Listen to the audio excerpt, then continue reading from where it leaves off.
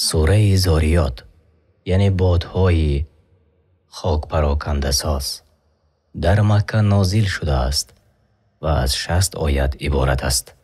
بسم الله الرحمن الرحیم. به نام الله بخشاینده مهربان. والذاریات ذروا. الله سوگند یاد می کند، سوگند به بادهایی که خاک را به سختی پراکنده می کنند. فالحاملات وقرا. از سوگند به ابرهای بردارنده بار آب. فالجاریات یسرا. پس سوگند به کشتی هایی که به آسانی در آبهای بحر و اقیانوس ها روانند. فالمقسمات امرا. پس سوگند به فرشتگانی که با فرمان الله میان خلقش تقسیم کننده کارهایند. انما توعدون لصادق. که هر آینه آنچه شما را وعده و بیم میدهند از آمدن قیامت و حساب راست است. و این الدین لواقع. و هر آینه روزی جزای اعمال حتما آمدنی است. و السماء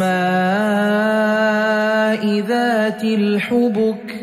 و الله سوگند یاد می کند، سوگند به آسمان که آراسته به ستارگان است. انکم لفی قول مختلف. بیگمان شما ای تکذیب کنندگان، یعنی کسانی که به الله و روز قیامت باور ندارند، درباره قرآن و به خصوص پیامبر در سخن گوناگون درباره وحی با هم اختلاف دارید. یؤفک عنه من افک. از حق یعنی قرآن و پیامبر روی گردان می شود آن کسی که از ایمان آوردن به قرآن و پیامبر روی گردان شده باشد، از سبب آن که حجت و برهانهای روشن الهی را قبول نداشت، پس به راه خیر موفق نشد. قتل الخراصون. مرگ باد بر آن دروغ گویان. الذين هم في غمرة ساهون. آنان که به غفلت در کفر و در جهل فرو مانده اند. يسألون أيان يوم الدين. اینها دروغگویان با تمسخر می‌پرسند روز جزا کی خواهد بود؟ يوم هم على النار يفتنون. روز جزا روزی است که بر آتش عذابشان می‌کنند. ذوقوا فتنتكم هذا الذي كنتم به تستعجلون. و برایشان گفته می شود عذاب خود را بچشید، این است آن چیزی که در دنیا به شتاب می طلبیدید. ان المتقین فی جنات و عیون. هر آینه پرهیزگاران که در دنیا از الله می ترسیدند در باغ‌ها و کنار چشمساران باشند. آخذین ما آتاهم ربهم انهم كانوا قبل ذلك محسنین. آنچه را از آرزوهایشان پروردگارشان به آنها عطا کرده است به خرسندی گرفتند و به آن راضی هستند. هر آینه پیش از آن در دنیا با بجا آوردن عملهای شایسته نیکوکار بودند. كانوا قلیلا من اللیل ما یهجعون. آن نیکوکاران اندکی از شب را می خوابیدند و شب را با نماز زنده داری می کردند. وبالأسحار هم يستغفرون و به هنگام سحر از گناهان خویش استغفار یعنی توبه می کردند. وفي أموالهم حق للسائل والمحروم و در اموالشان برای محتاجان از پرسنده و محروم یعنی آن که از روی حیا نمی پرسد حق بود. وفي الأرض آيات للموقنين و در زمین برای اهل یقین یعنی به آنان که به وحدانیت الله باور دارند و رسالتی پیامبرش را تصدیق می کنند دلیل های روشن و عبرت هاست. وفي أنفسكم أفلا تبصرون و نیز در وجود خودتان نشانه های آشکاری هست که دلالت بر یگانگی آفریدگار شما می کند و تنها او تعالی سزاوار عبادت است. آیا نمی بینید تا از آن عبرت بگیرید؟ وفي السماء رزقكم وما توعدون و رزق شما و هرچی به شما از نیک و بد و ثواب و عقاب وعده شده همش در آسمان نوشته شده است. فورب السماء والأرض إنه لحق مثل ما أنكم تنطقون پس الله به ذات پاک خود قسم یاد می کند. سوگند به پروردگار آسمان ها و زمین که آنچه وعده شده است برایتان حق است. همان گونه که شما با یکدیگر سخن می گوید و در سخنتان شک نمی آرید. هل أتاك حديث ضيف إبراهيم المكرمين ای رسول، آیا خبر مهمانی گرامی ابراهیم به تو رسیده است که آن مهمانان فرشتگان بودند؟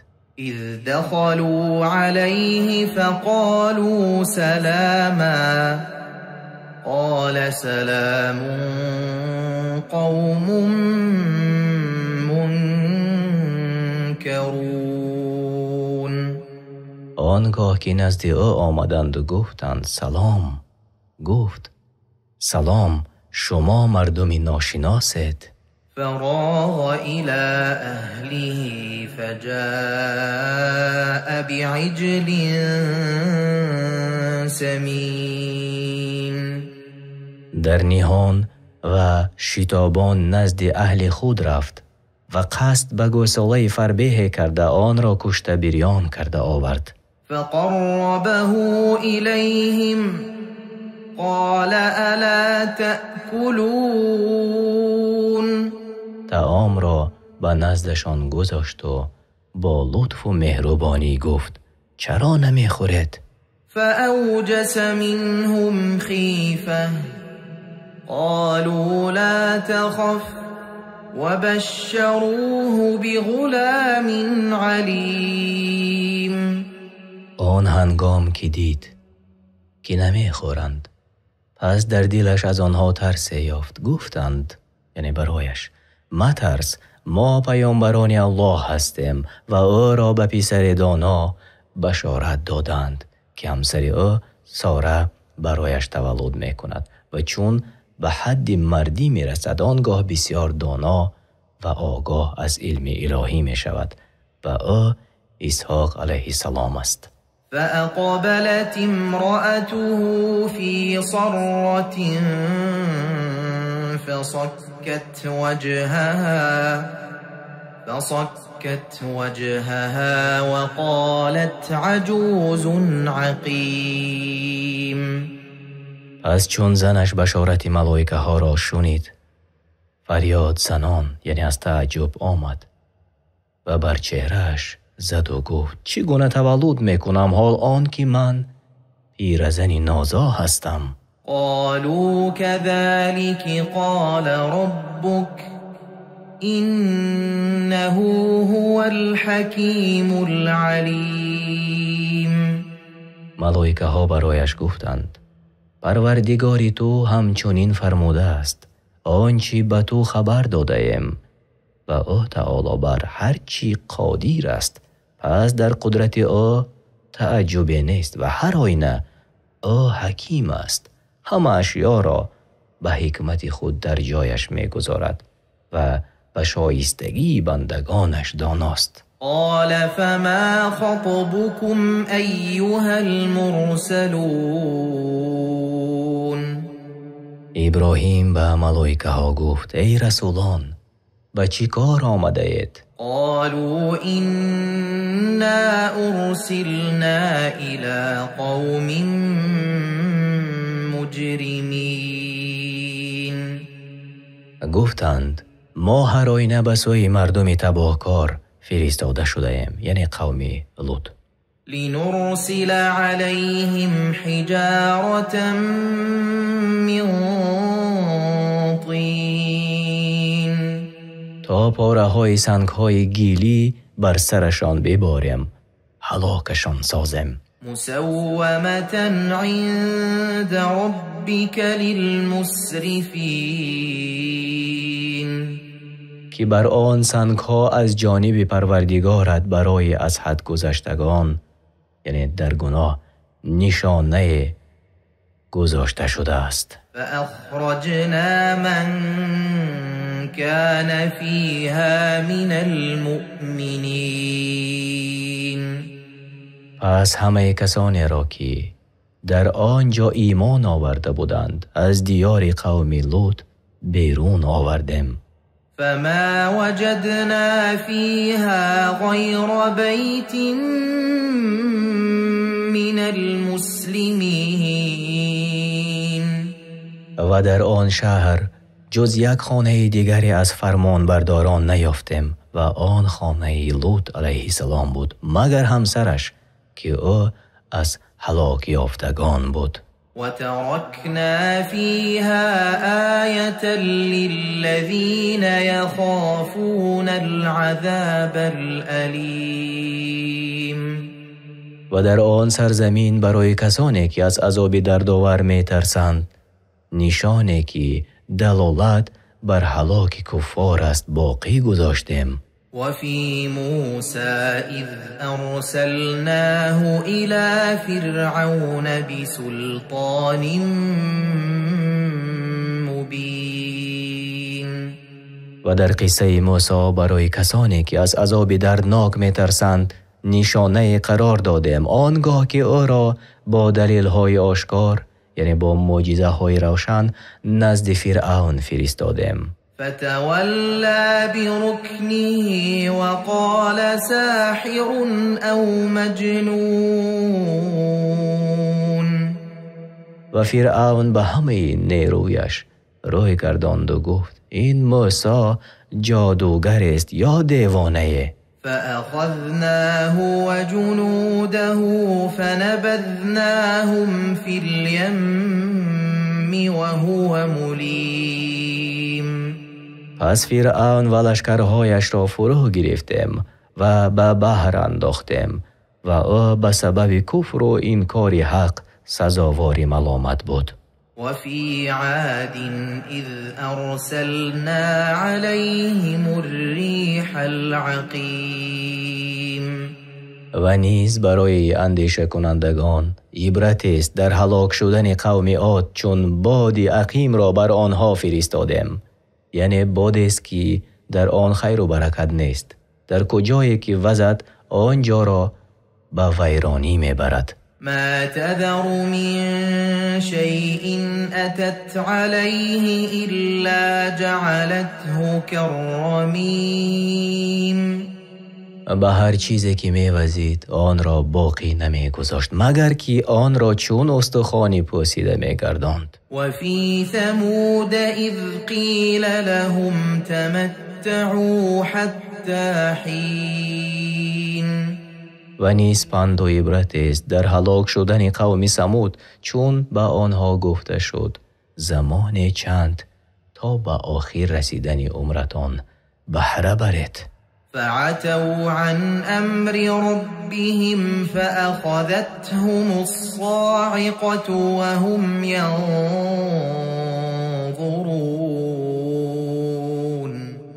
پس آنان از فرمان پروردگارشان سر تافتند و همچنان که با چشم سر می نگریستند رعدی تند آنها را فرا گرفت.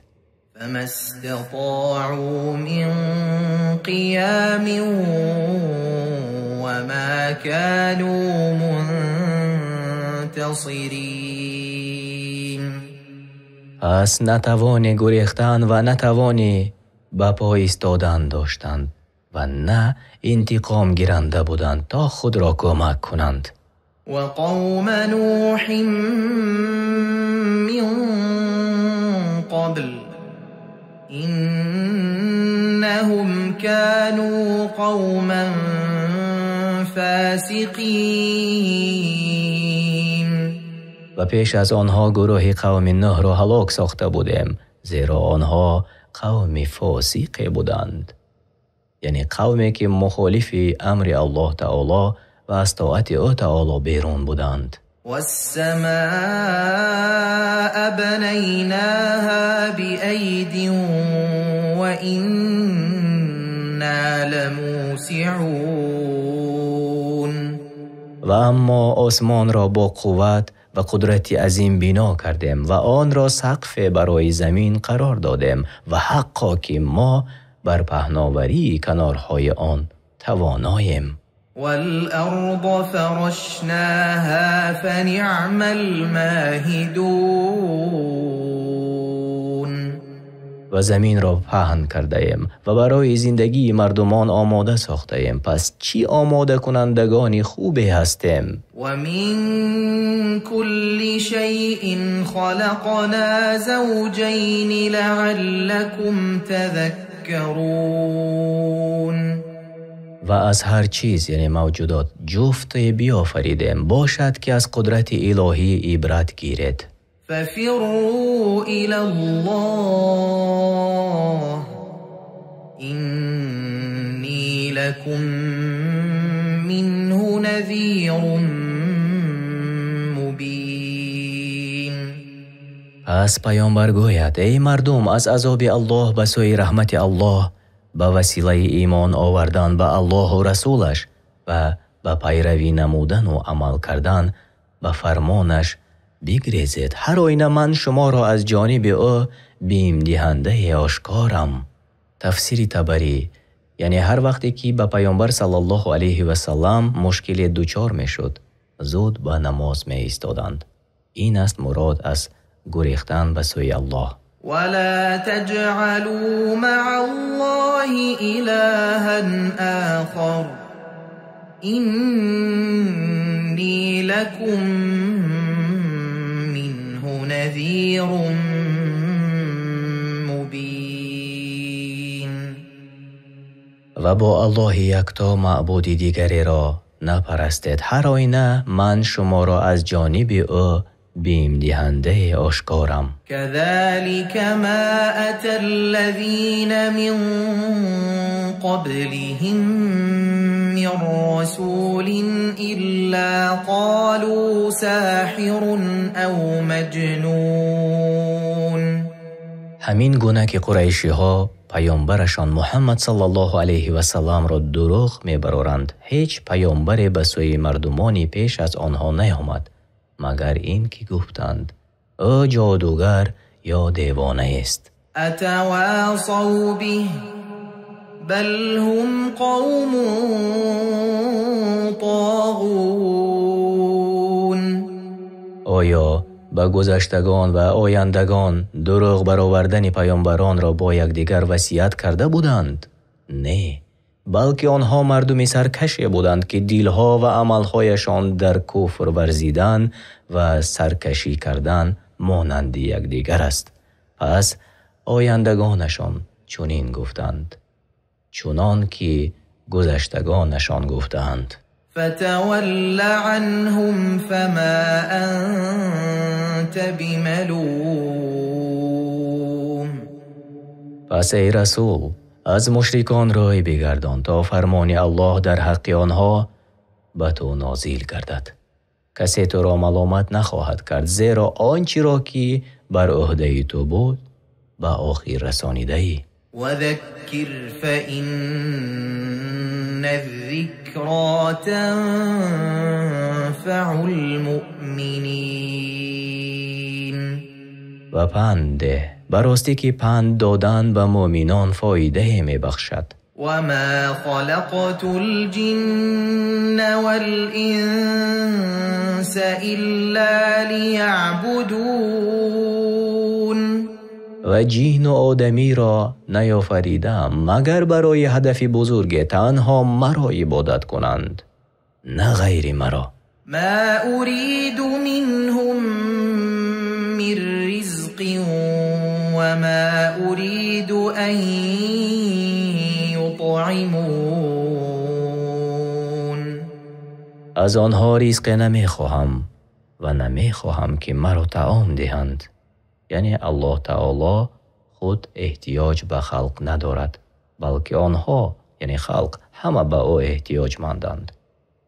او آفریدگار و روزی دهنده آنهاست و از آنها بی‌نیاز است.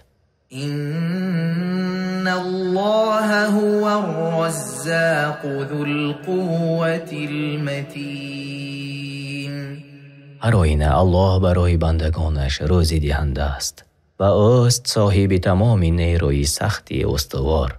فإن للذين ظلموا ذنوبا مثل ذنوب أصحابهم فلا يستعجلون. پس هر آینه برای کسانی که ستم کردند از عذاب نصیب است مانند نصیبه که یارانشان داشتند. پس نباید که به شتاب از من عذاب طلب کنند، بیگمان آن آمده نیست. فویل للذین كفروا من یومهم الذی یوعدون. وای یعنی و هلاکی بود بر آنان که کفر ورزیدند به الله و رسولش از آن روز که آنها به فرود آمدن عذاب وعده داده می شوند و آن روز روز قیامت است. قرآن کریم و ترجمه معنای آن در روش تفسیری میسر به زبان تاجیکی. اگر ترجمان و یا ما در کجای به خطا راه داده باشیم طلب دعا میکنیم که الله تعالی ما را بیامرزد.